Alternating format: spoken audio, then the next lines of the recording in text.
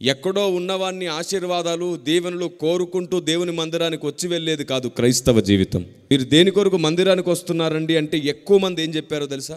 నా ఈ 18 సంవత్సరాల సేవా అనుభవంలో అందరూ ఎక్కువగా చెప్పిన మాట ఒక్కటే, ఆశీర్వాదం కొరకు దీవెన కొరకు మందిరానికి వస్తున్నాం సార్, మా పిల్లల్ని దేవుడు కాపాడుతాడని మేము మందిరానికి వస్తున్నాం సార్ అంటున్నారు. ఆశీర్వాదాలు దీవెనల కొరకు మందిరానికి రావడం కాదు.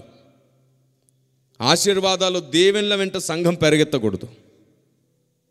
మరి దేని కొరకు మందిరానికి రావాలి? ఆశీర్వాదాలు దీవెనల కొరకు మందిరానికి రావడం కాదు, మనమే ఆశీర్వాదంగా మారిపోవడానికి మందిరానికి రావాలి. ఆమేన్. కాబట్టి ఆశీర్వాదాలు దీవెనల కొరకు మందిరానికి రావడం మానేసేయాలి. మనమే ఆశీర్వాదం అవ్వాలి, మన భక్తి ఆశీర్వాదం అవ్వాలి, మన జీవితం అనేకులకు ఆశీర్వాదం అవ్వాలి, అవకాశంగా మారాలి. అదే జరగాలి అంటే మనకు దేవుడు అర్థం కావాలి.